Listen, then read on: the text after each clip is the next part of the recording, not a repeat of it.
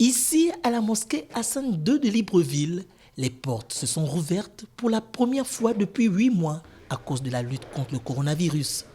En ce lieu, le dispositif sanitaire recommandé par le gouvernement est bien respecté. Nous constatons avec satisfaction que le dispositif sanitaire, c'est-à-dire à l'extérieur de la mosquée,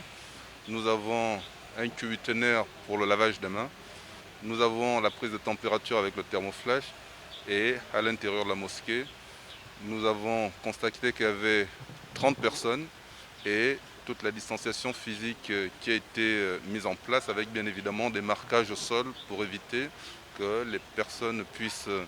être touchées. Pour l'ensemble des leaders de la communauté islamique, il est plus que nécessaire de respecter les mesures barrières, surtout au regard du rebond des contaminations qui prend de l'ampleur à travers le monde. Nous pouvons que rendre grâce au Seigneur Tout-Puissant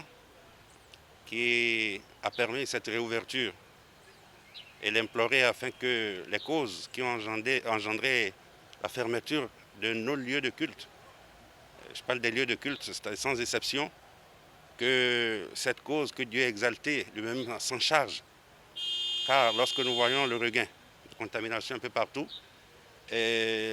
ceci est de nature à inquiéter. Alors que le Premier ministre Rose Christiane Osunkara Ponda a assoupli jeudi avec les confessions religieuses certaines mesures annoncées le 16 octobre dernier, notamment en ce qui concerne la liturgie des cultes et le paiement des dîmes et offrandes, le gouvernement promet de veiller au strict respect de ces recommandations en sa qualité de garant de la santé des citoyens.